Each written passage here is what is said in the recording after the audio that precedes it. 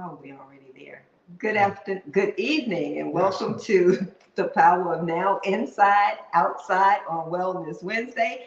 I'm Coach Mitchell. And I'm Coach Darren. And tonight we just want to thank you for joining us as we're going to be brief, but we want to share just some tips and sort of hacks that we've discovered along the way in doing food preservation. Yes, food preservation, and we're going to share a couple of challenges with you, to engage you in this journey. And what is this journey?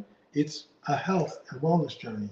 And as I always say, you only become truly health conscious when you become concerned or you engage in your health, health of loved ones, health of nature, and health of the earth. And that's what we're trying to really encourage people to do. Absolutely. And I think that tonight what we'll show are some really simple tricks that will preserve your fruits and vegetables that you get from, the supermarket or the farmer's market, that will extend their shelf life. Yes, I'm glad you mentioned that. One of the things that we focus on is we're trying to address food waste. And as we mentioned in the past, food waste is one of the major contributors to, when it comes to, climate change. So being able to reduce food waste, and I won't go into the particulars about it, but the massive amount of food that's wasted creates multiple problems. And one of them, like I said, is it contributes to the climate issue. So if you want to reduce food waste, one of the things you want to do is you want to focus on your shelf life and your food storage. And Coach Mitchell has a really good I call it a hack. Yeah, a really good technique that we've tried, and trust me, I'm gonna let her talk about it because it works. So yes. There you go, Coach Mitchell. Hey, good evening, Auntie. Thanks for joining us. So what you see in front of me here, I have two huge mason jars with fruit. This one contains blueberries and strawberries, and this one is all strawberries. Now, these are fruits that we got at the farmer's market, believe it or not, 2 weeks ago. And I saw this hack on YouTube where they emphasize extending the life of strawberries. It was basically strawberries initially. But it works for all and berries. It works for all berries, as we've discovered along the way. And I wasn't really confident in the technique, but it never hurts to try, right? So the first time I tried it, the strawberries lasted 2 weeks. 2 weeks. 2 weeks. Now, if you eat strawberries, you know that if you buy them from the supermarket or the farmer's market, they have a very short shelf life. And if you don't consume them within that week, even a couple of days, they begin to break down and spoil. So you want to interject, Coach? Yes. You mentioned that they lasted 2 weeks. It wasn't because they started going spoiled. They lasted 2 weeks because we ate them. We ate them. Yeah, absolutely. That's a 2 week point. Absolutely. I'm sorry. So, we were able to eat off of those strawberries for 2 weeks. Yes. And they were just as plump and juicy as the day we brought them from the farmer's market. So, Coach, I'm going to open this jar. And these berries have been in the refrigerator for a week and a half. A week and a half. We got these from the farmer's market a week and a half ago. And we bought a lot because they were inexpensive at that time. And we preserved the rest. Now, we've been juicing because if you've been watching, we are into juicing on a regular daily basis. And we still have more left. But a week and a half.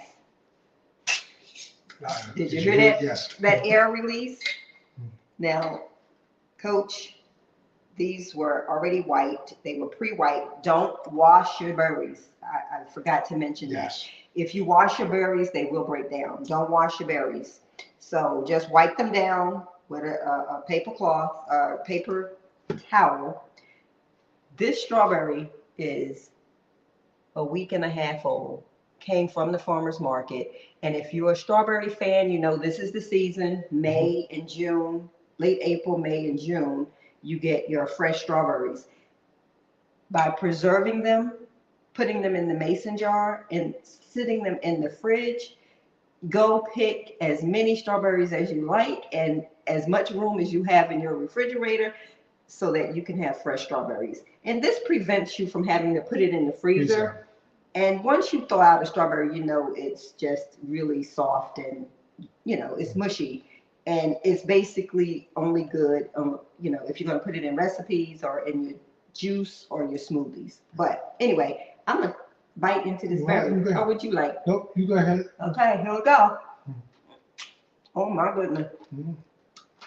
Look at that. So, really good technique. Put your berries in the jar, in a mason jar, sit them in the fridge, and eat at your leisure. Yes. Now, you know, Coach Mitchell mentioned, you know, this is better than freezing. Freezing is an option, all right, again, to keep it from going bad because it's all about extending your shelf life and preventing food waste. So you can freeze. Well, yeah, definitely. You know, your first, like I said, we're saying your first option, right, is to use this technique. And then the second option would be maybe to freeze. Right. If you don't, you know, if you're not going to consume them all and you know what your intake is or your consumption rate is, you know, by all means, you could divvy up some, put them in a smaller jar, stick them in the fridge, the others in the freezer for later. Hi, Mother. Thank you for joining us. Now, about the you know, the mason jars. There are a couple places that you can get your mason jars from. Well, I'm saying several that I think about. You can always get them from Amazon. You can get from Walmart. Or you can also try secondhand places. You know, they tend to have a wide selection of mason jars. And if you know, if they just have the jars without the lids, you can always buy the lids off of Amazon. So you can always stock up, especially when they go on sale. Now, I think, was it during COVID where everyone was out of mason jars? And that's a good point. Yes. Because, you know, we're talking about ways that we can sort of close the gap on food scarcity. And during COVID, when there was a shortage of mostly everything because everything shut down, and what we didn't anticipate that the pandemic would have that type of an effect on supply and demand, right? So we couldn't get a mason jar anywhere. And I do mean anywhere. And we are, you know, subscribers to the, you know, the main distributors of products. Couldn't get a mason jar anywhere. So you want to think about that, you know, especially like I said, now just stock up. This is not to try to no apocalyptic scare. You know, but it's just good practice. Get your mason jars or your jars, but preferably mason jars with the proper lids, you know, because they're just great for storage. Absolutely. There's a comment, and I can't see that far. Are you able to see it? I have to walk over because well, we want to acknowledge. It's not coming up. Okay. Our little guy's planting 3 collard stubs that we put in water to root now. If the groundhogs don't eat them, they'll have some nice greens in a few weeks. Yes. Absolutely. From the mother. Oh, okay. All right. Yes. Thank you. Thank you, Mama, for bringing that up. All right. So, you know what? Remember last week, you know, I was eating, you know, something that I was experimenting with, and it was basically the pulp from our juicing. And again, just to, you know, reiterate, you know, when we juice, for those who do juice, you know, you end up with a lot of pulp, which has a lot of benefits. You know, some people, if they're new to juicing, their first tendency is to throw it out. What we try to do again to reduce the food waste, to maximize every bit of the produce, or really whatever we eat, is I started experimenting last week. It came out, you know, Coach Mitchell gave me a couple of tips. I went at it again. And what you see here is still not perfected, but the takeaway is you can, in fact, you know, create something with the pulp. And this is what I call, you know, a pulp pastry. all right, a natural pulp pastry. This happens to be a vegan version. Mhm. Uh, and it contains everything from, it has honey, has baking soda. I made it with almond flour and a few of, oh, and flaxseed. So there's no, How about the chia seed? yes, well, actually, yes, I used flax seeds for the binder instead of the egg. Yeah. Right. And it was just really to create for anybody who may not want any meat products that they could still utilize this. So here is just, uh, what I just call a pulp pastry. Mhm. And, when Coach Mitchell tasted it, she said she liked it. That's what you told me. No, the flavor is amazing. We just have to work on presentation. But the flavor is really good. And when Coach Darren says pulp, that is consisting of apple, orange, rind, lemon zest, lime.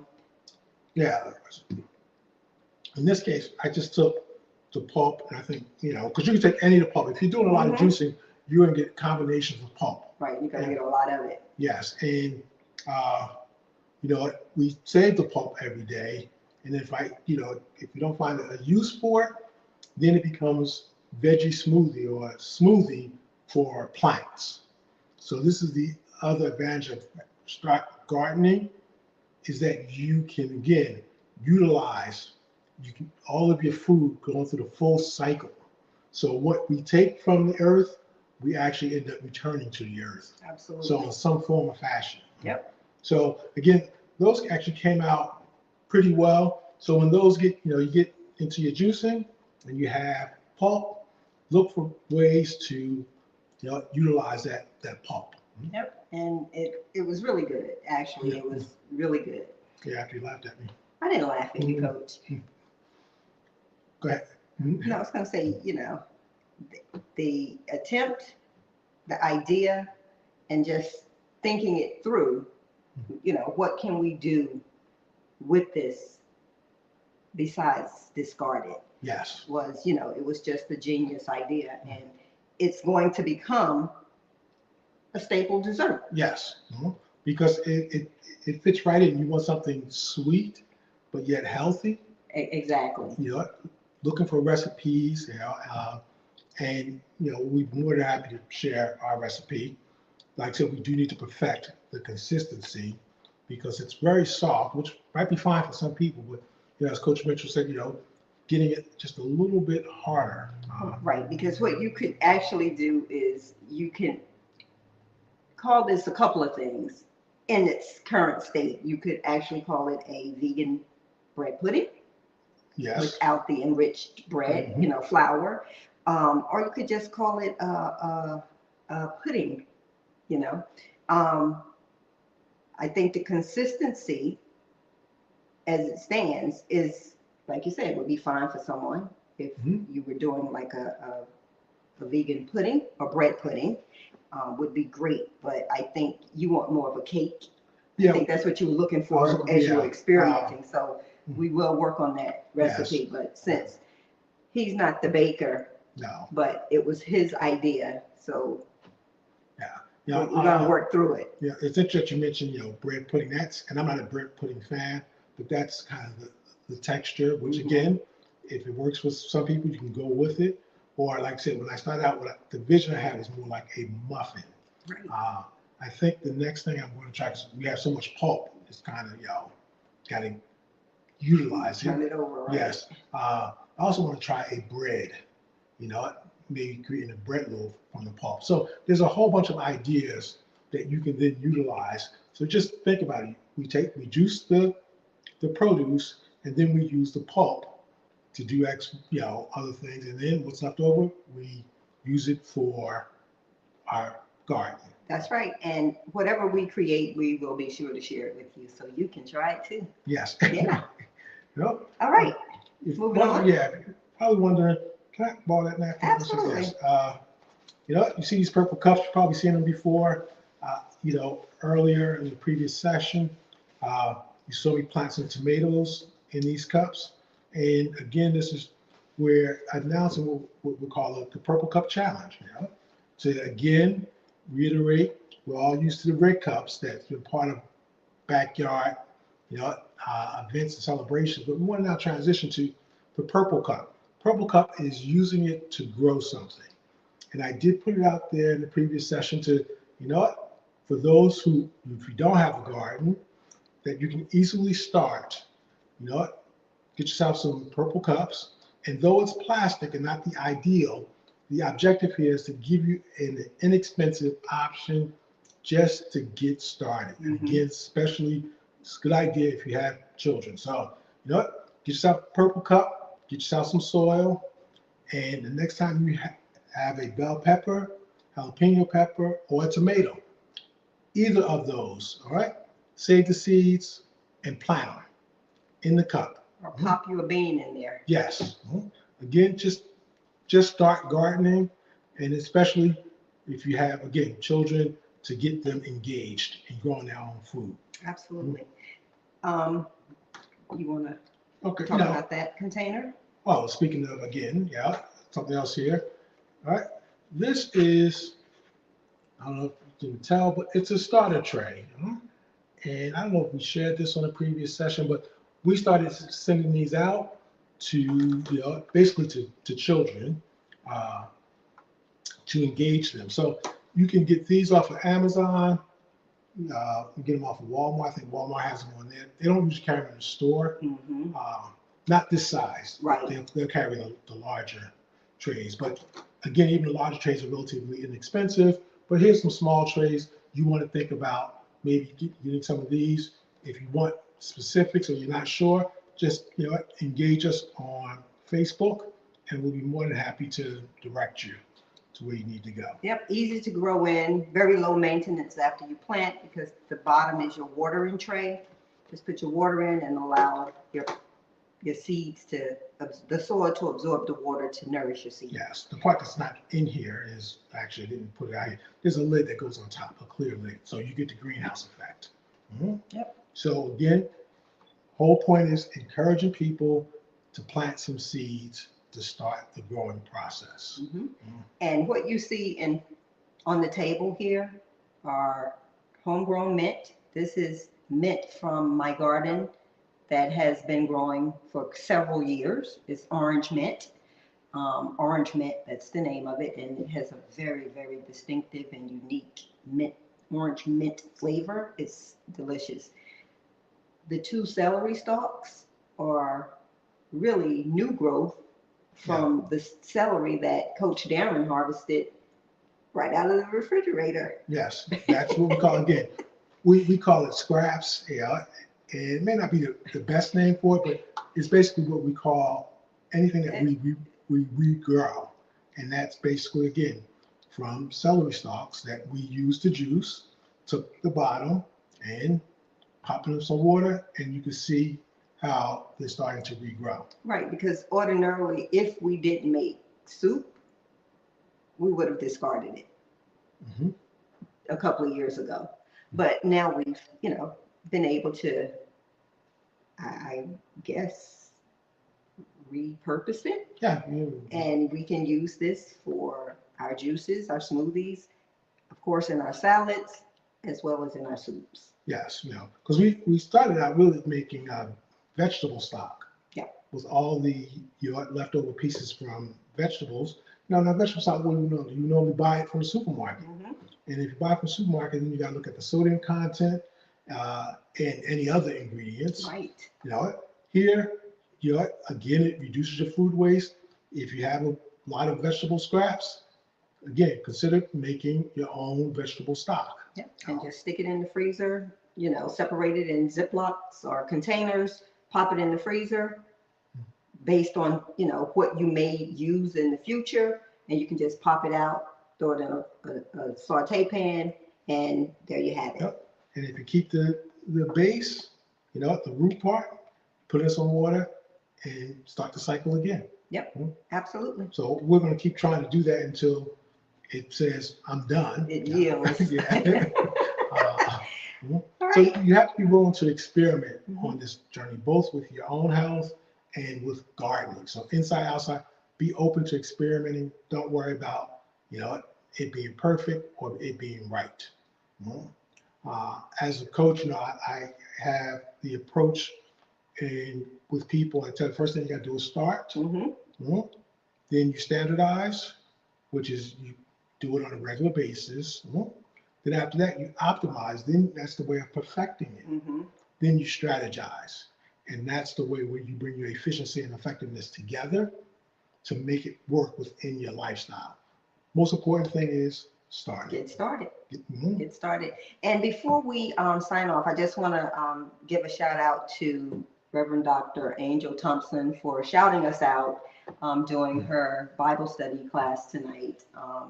We appreciate you, and her shout out was based on us bringing valuable information to others through this venue, our podcast, and talking about helping others getting started on their health and wellness journey. Yes. And yes, thank you for that. The other thing too is, as her request, I'm actually going to redo a session Yes. on Monday called Ultra Processed Foods. It's called Keeping It Real. No, and that's a little bit more, as I mentioned before, different from what we're doing here. Mhm. Here, like kind of, nice hacks, tips to engage you. The I Am Well sessions where we used to actually have guests, dietitians and nutritionists, it's also where it's more of a kind of a presentation class session. It's a little more in depth. So on Monday, and we'll have this on the Facebook page, I Am Well will be doing Keeping It Real, all right? Keep It Real. And we're talking about ultra processed foods, which is a primary contributor to our disease culture. Right. A lot of chronic illnesses around Yes. ultra processed foods. Foods. Ultra processed foods are basically, if you go to the supermarket, it's everything that you see in the middle aisles. Yep. You go on the outside, the perimeter, we always say that's the best place to shop. Yep. That's where you go, your healthy foods. When you go down that middle, those middle aisles, that's where a lot of your processed, your box and packaged foods exist. So Yep. we're going to talk about that on Monday. Absolutely. Can't wait. So listen, we hope you attend. We want you to attend. Come with your questions. Coach Darren is going to be there to answer them for you after he gives his presentation, or you may engage, participants while he's doing the presentation. But we really encourage you to attend, because what you don't know can kill you. Yes. Okay?